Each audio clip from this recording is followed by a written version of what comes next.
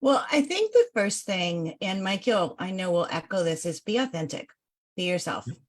And, get over that fear of hitting the red button, as you say, because I think that's what stops people. And, I was Absolutely. having a conversation with one of our clients last week. And, when he started with us, he had never done video. He knew it was something that was important, but he didn't know where to start. And so, we give them scripts to start with, but then also we're teaching them now. And Scott, you're doing such a great job as far as how do you use ChatGPT? How do you find your voice? Coming up with that. So I think the first thing for most people is don't be afraid of it. Lean into that. Hello, and welcome to another episode of Mortgage Influencers, where we bring you professionals who share insight into the latest trends, tips, industry technology, and services to help you be a mortgage influencer in your mortgage business. Am I using the right mic? No, I am not. Okay, and here we are. We're live. We want to welcome you to our very live episode of Mortgage Influencers. It is Wednesday, so that means we have more information to share with you. My name is Ginger Bell, and I've got Scott Schang with me. Hello, Scott. Hello. And switch to the right mic right in the last minute. Awesome. That's important. And Steve is traveling today. I'm not sure where he's at, if he's in the air, if he's speaking, but he's a busy traveling man. So he's not with us, but we are excited to get going today because we have a guest who I have just had the opportunity of meeting. I'm excited about you guys meeting. And so, Scott, this is your guest. So I'm going to let you introduce Mike and we'll lead in. Not only is it my guest, I think I shared with him my Zoom link. So his name says my name. That is not Scott Schang the second. That is Mike Ferrasi. I'm okay with it. We'll just roll with it. Yeah, no, I met Mike through Brian View from FinLocker. Mike's been working with Brian. And what he really kind of specializes in is helping people create video, primarily short form video. And he has been working on Brian View's short form videos. He's been doing shorts and publishing a lot on LinkedIn. And Mike's also kind of a part of a small group of us that have been kind of working on LinkedIn and sharing each other, supporting each other's posts and creating more of a presence there. And so, I talked to him a little bit and I started talking to him and I was like, man, this is a really, really cool, really interesting guy. Why have I never heard of him before? And we were kind of talking about this before we went on air, and I'm going to let Mike share his story, but what we're seeing in some of the contraction that's going on in the mortgage industry is people like Mike that used to be very involved in corporate brands and marketing and had big budgets and could experiment with stuff and figure out what works and what doesn't.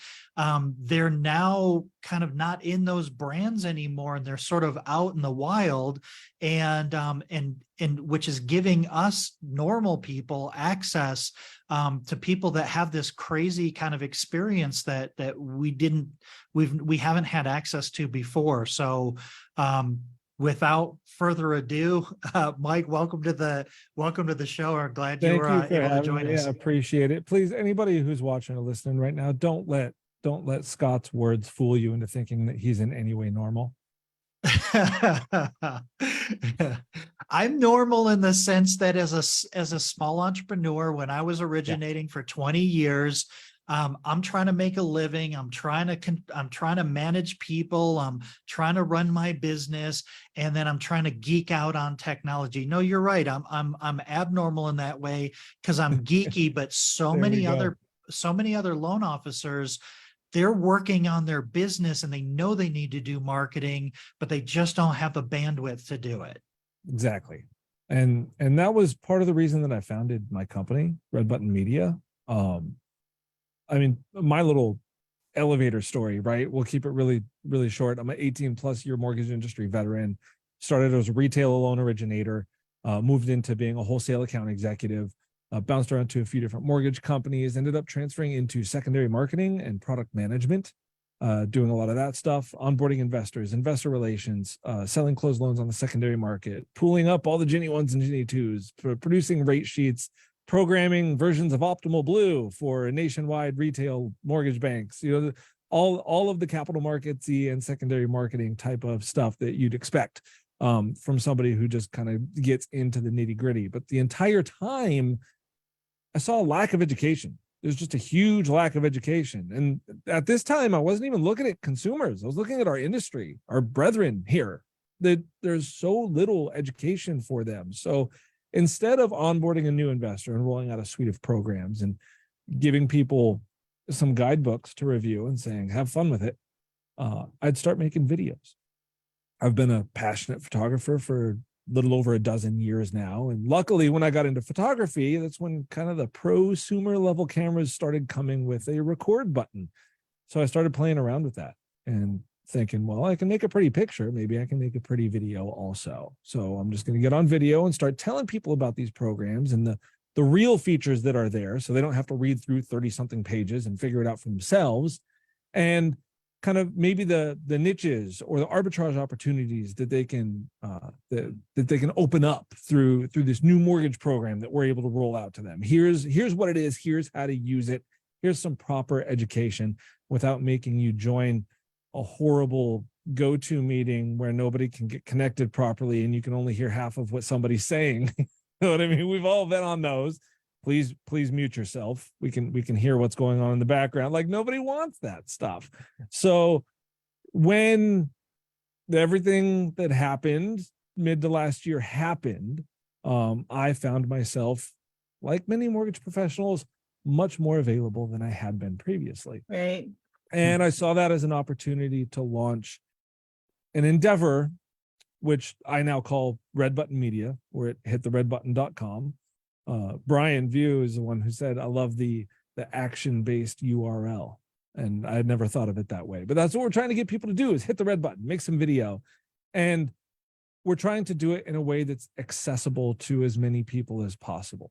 Because from what I've seen, is the typical agency that you talk to might even charge you a few $1,000s to get on the phone with them. But the only thing they know how to do when you say the word video is send a full-on camera crew out to your place, whether it's your house or your office or whatever it is you're meeting, and film very commercial, polished looking stuff.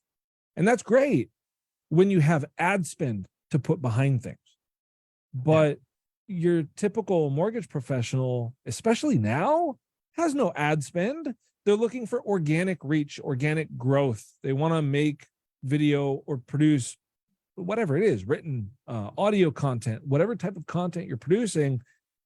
We don't have a whole lot of additional capital to put into promoting that, pushing that, running ads with it, and things like that. You need to post it so you can gain a following, build a viewer base organically. And investing that kind of money, agency level money, so to speak, just doesn't work out. It doesn't fit into the budget. So what is left? Well, this is left. That's what we have. And you know what? It's $1,000 camera in everybody's pocket. It's good enough. They're great. It's good enough. But where to start? To get somebody to guide you, to get somebody to coach you along, to maybe even handle the file management, the editing, the all. What do you do after a video is created? All of that stuff, like, it's all part of the process. And we're busy being professionals in a different way. We don't have time to become content creators. We're busy being mortgage professionals and serving our clients and our referral sources. So that's what I founded Red Button Media to be, a place to come for anybody with any type of a budget who will be able to gain more information or get the help that they need to create the video content so they can post it wherever they want to post it, whether it's on social media sites or their YouTube channel or their website, or whether they're using it in email outreach, which is a huge opportunity that not many people utilize. Mm-hmm. Doing those things, be able to make the video and then learn how to treat that video as an actual marketing asset, not just something that you post on social and let it die. Yeah. Well, I'm going to say you are Ginger's brother from another mother. You guys think so much alike, and you do kind of similar. You talk about similar things. Mhm. But there's always, there's different people for different things. What I would love to Absolutely. talk about, both Ginger and Mike, what are some of because I know both of you will kind of help people create the videos. Mhm. What are some of the best tips that you're telling people that you're showing? Like, what do they do once they create the video? What kind of content out there are you guys seeing that's working? And then what are you recommending? How do they use that? Ginger, why don't you kind of start first with what kind of stuff are you recommending that they're doing, and how are they using it to have success? Well, I think the first thing, and Mike, I know will echo this, is be authentic, be yourself. And, get over that fear of hitting the red button, as you say, because I think that's what stops people. And, I was Absolutely. having a conversation with one of our clients last week. And, when he started with us, he had never done video. He knew it was something that was important, but he didn't know where to start. And so, we give them scripts to start with, but then also we're teaching them now. And Scott, you're doing such a great job as far as how do you use ChatGPT? How do you find your voice? Coming up with that. So I think the first thing for most people is don't be afraid of it. Lean into that. Back when I was a corporate trainer with Dale Carnegie Training, we did, workshops on overcoming the fear of public speaking. And that has transcended into overcoming the fear of doing video. And the problem with video is it's longer lasting. So they see themselves. And so we have a lot of our clients that they'll send in videos and they'll just say, just edit it, produce it, post it. We don't want to see it. But I want them to see it. It's like, I want you to learn from it. And so I think the first thing is to realize, to be authentic, to be yourself, and to keep going, because those first videos that you do, they're going to suck. And we always say this, Scott, you got to get over the suck. Push past the suck. Yep. Yeah. And so that's okay, because you're still doing it. It's funny. Some of the most viral videos that we've seen have been very simple videos, very much like, we have, and she's been on this, on our show a couple times, Theoni, and on TikTok, she had a video she did, quite honestly, out of frustration, just all the questions. How do I get started? Where to get started? And it was, a very short TikTok video. And it's like, hey, if you want to buy a house in 2023, here's 3 things you need to do. First of all, don't quit your job. Oh my gosh, really? Second thing is start saving money now. If you're going to buy a house and this is how much you're going to buy, then you're going to need this much for a down payment. And if you don't use it for a down payment, you're going to need it for closing costs. If you don't use it for closing costs, you can use it for furniture. So start saving money.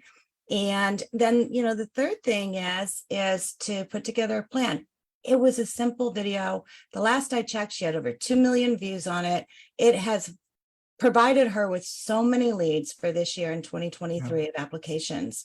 And so I think oftentimes, Scott, it's just don't overthink it. It's like what we think of complicated. And I give an amazing background from everything you've done. I mean, my gosh, the education you have, people, they don't need to know that. They don't need to know what's happening on secondary. No, absolutely not.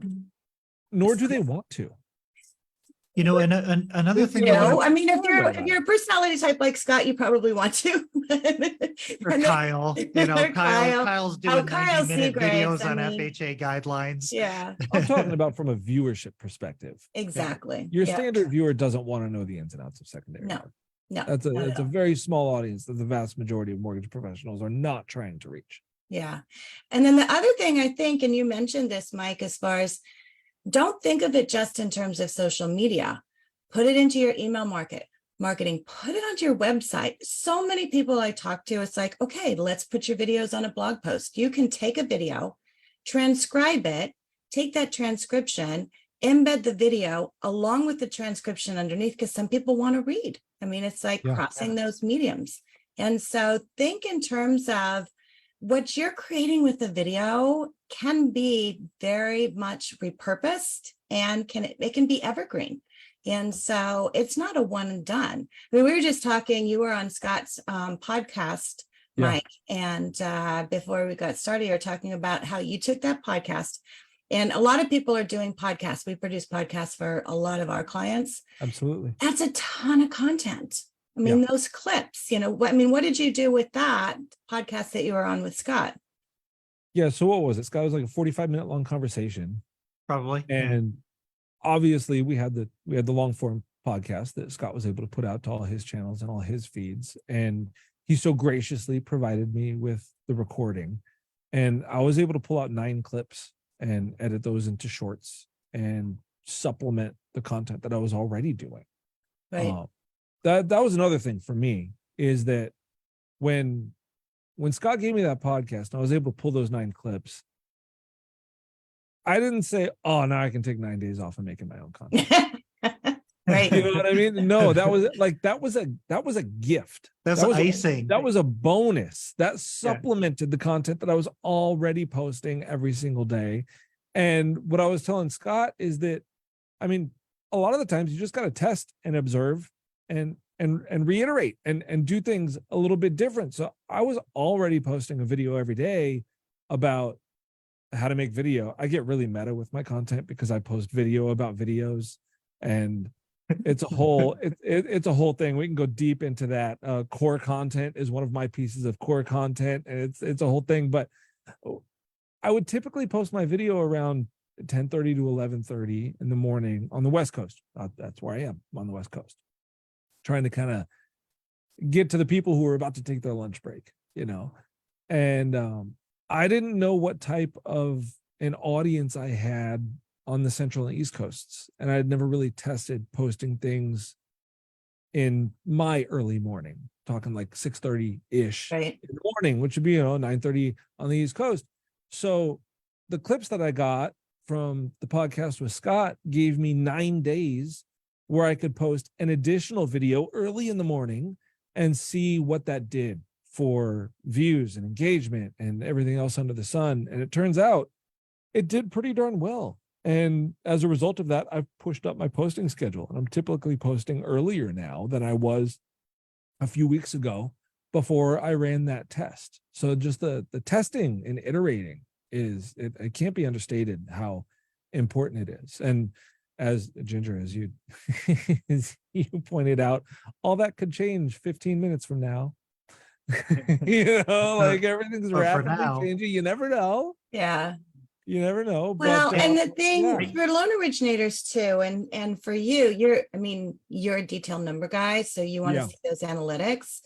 For most originators, first of all, record the video. Second of all, you don't have to do one for Instagram. You don't have to do one for Facebook. No. You don't have to, it's okay to share them on multiple sites. It's also okay to use them over again. We Absolutely. keep a library of those clips and you can pull them Yeah. back. You can use them over again. And then the other thing, although the timing is critical, as far as some engagement, it's also one of those things that I don't want originators to get like, oh my gosh, now I'm going to have to monitor this. Now I'm going to say, no, post it and post it and post it. And it's the consistency is what's important, because you can have an audience at 6 a.m. for you on the West Coast that works this week. We see a lot of engagement on the weekend. And so, it just kind of depends on, you're more B2B probably for what you're doing. So if you're Personally, a consumer, then you need to look at that. But I don't want people to get caught up with that as far as the engagement. No. And then the interaction, I think, is important. And so making sure that in your call to action that you're putting, that strong call to action. And you talked about that with your tagline, your URL Sure. is a call to action video as far as, making that.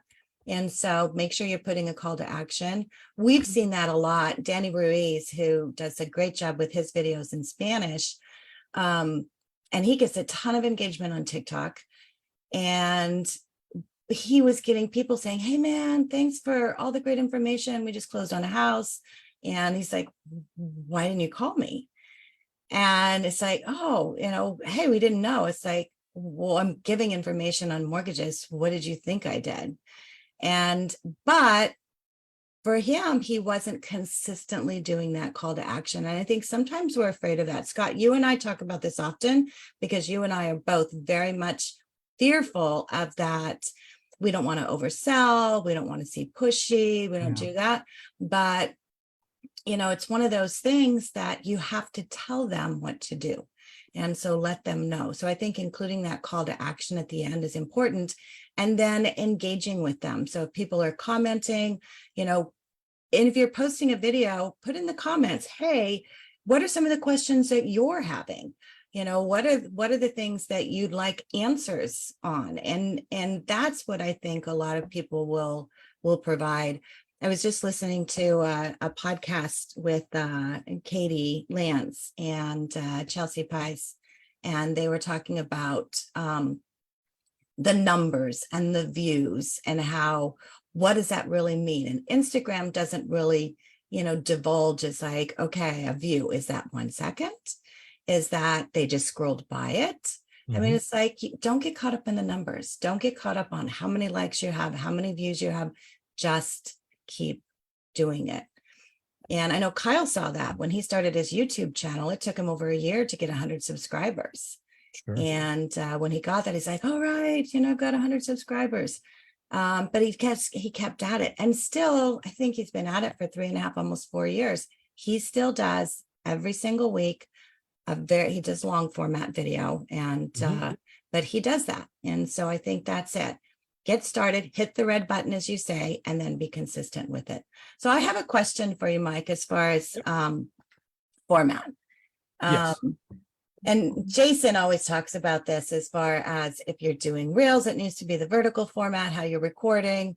Obviously, you're doing long form content onto YouTube. It needs to be the horizontal. What do you recommend? What do you tell your clients as far as grabbing that camera and hitting record? You have to know who your viewer is. Okay. Every piece of quality content starts and ends with the viewer. So, I mean, at the end of the day, you're making it for them. So if you're making a piece of content that your target viewer is going to be watching in 30 to 45 seconds, and it's going to be convenient and easy to consume, then vertical, because our screens are vertical. Right. And every platform is friendly with vertical now. Whether it's Instagram Reels, Facebook Reels, which is super underpriced right now. LinkedIn is super friendly with vertical. Even LinkedIn will take all video formats, which I love. And I mean, just TikTok obviously is vertical. Even Threads now, accepting videos up to 5 minutes long in basically any orientation. So I don't think orientation helps or hurts a particular piece of content as long as there's intent behind that content before it's created. If you know where you're creating it for, then you're going to know which audience you mean by which platform. Like if you have an Instagram audience, you're gonna primarily do your content for an Instagram audience, vertical length. Exactly. So my shorts, I make vertical because they're shorts, and on all the shorts platforms, short form platforms, whether it's a reel or a short or whatever it's considered, they all take vertical. If it's long form for YouTube or a website or anything like that, it's horizontal. And Scott, I'm going to take it back to the clips that I pulled from our podcast. I edited those square because, like you pointed out, Ginger, most of what I'm making is B2B, and I made those primarily for LinkedIn. So that was another test. Like, I'm just going to do these as square because it shows up nice in a LinkedIn feed. Right. And I'm still going to upload them everywhere else to see how they do, to see if these platforms and the algorithms punish square format versus vertical. Instagram kind of did. TikTok, not so much. Facebook, not so much. So it's always a testing and observing and learning process with that stuff. But if you're going to get started with short form, stick to vertical. Even if you want to shoot in long form, just make sure that there's enough room around you to crop it vertical, because that's another great way that you can repurpose content. Make your long form video, or a lot of what I see people doing is making short form video and not knowing how to stop talking. And I tell people that's okay. Every once in a while, it's okay. You have a lot of value to deliver. You have a lot of thoughts on your mind. Keep talking. Instead of trashing that take, make it a long form video. And then once you have that messaging dialed in, then go ahead and record your short form video that you intended to do in the first place. And if you have enough space in your framing, then you'll be able to just crop in and make that a vertical short in the edit. How difficult is it to do a widescreen format into a vertical format? Like you said, you just have to have the space. Yeah, Is it's there not any difficult. No, we it's do just it like- all the time especially with the podcasts, because most of them are wide format. And so there's so many things now, and I'm loving the whole what's happening with AI. And Scott, you and I talked about this the other day when you and I had a chat, and there's so much with technology now. What used to be difficult, and you talk about the produced videos, and a lot of people want, okay, I'm going to shoot, in 2 cameras, and we'll get when we start someone else on their podcast, they'll be like, okay, I've got all of this, and they've got 4 audio files and 4 cameras. Like, okay, don't overthink it. Yeah. But there is AI now. There's a lot that you can put into Premiere, and it's crazy, Scott, what it'll do. I mean, we're running some tests on it right now, and it clips out 2 cameras, 2 audio files, loaded in there. And what used to take a really long time in your production, the AI will go out, and honestly, it clips it out probably better than what an editor can. And so that's the thing I'm absolutely loving. It does It's a getting really good job with so the much easier. especially with a multicam Yeah. file. Because it will, if you link up the audio files to the proper video files, it'll just auto switch your cameras for you based on It who's does talking. it. It's crazy crazy. to Awesome. watch it. I'll show it to you, Scott. I mean, it is so crazy to watch it. And even, there's so many apps now on your phone that you can use. And if you want to do a quick little video, load it into CapCut or load it into Splice. I like Splice. Last year when I did my 60 to 60 challenge, that's what I used on mine. And it'll put your captions on there. It'll add in all the music. I mean, honestly, the technology today makes it so simple for you to produce a lot of your own short videos that there's no reason for you not to do it. The one thing we're coming up, man, that went really fast. I know, right? It went I really know. fast. That was Yeah. awesome. One of the things I really want people to think about and take away, because a lot of your effort, Ginger, getting people to do the podcast, and with these podcasts, we're inviting on our referral partners. So you're doing a Zoom or a StreamYard or something like that. But doing what Mike and I did, if you're doing those podcasts with a referral partner, then you edit that up into, you get it to somebody, you get it to a Ginger, you get it to a Mike, you edit it up into all of these shorts, and then you're tagging that partner. That's what Mike did. Mike tagged me in every single one. Hey, Scott, thanks for having me on the Sorry podcast. again. But he warned me beforehand. He goes, hey, bro, I'm just going to warn you right now. I did. I shot him a Tagged. text. I was like, I You're gonna got get 9 tagged and in you're all getting these tagged in posts. every one of these. But now your referral partner is getting tagged. They're sharing it on their social media, and you're getting 9 to 10 clips, and they're getting 9 to 10 clips of them looking like a rock star. Because obviously Mike took it, and when you take this and you give it to the editor, you say, hey, listen, pull out 5 clips that make the real estate agent look really smart. Pull out 5 clips that make me look really smart. In a 20-minute conversation, that's super easy to do. And then you're tagging that other person in it, and you're just amplifying your content. Repurpose and amplify. So get other people involved and do it once and edit it 10 different ways. Agreed. And before we run out of time, I want to say one quick thing, and I want to build off Ginger's point of having a CTA in your videos, because I always like to offer something that kind of tries to change people's thinking a little bit. Don't think it needs to be a hard CTA. Call me for this, DM me for this. That's not always needed. Sometimes people want to reach out to you. They just feel like they don't have the permission to. Sometimes it's just letting people know that hey man, I'm available if you need me. You know, like that can be a CTA. Feel free to reach out to me with any questions. That can be just making yourself more approachable and letting people know that they have permission to contact you. Yeah. In itself can be a CTA. It's not always about getting them to do one specific thing that you Yeah. want.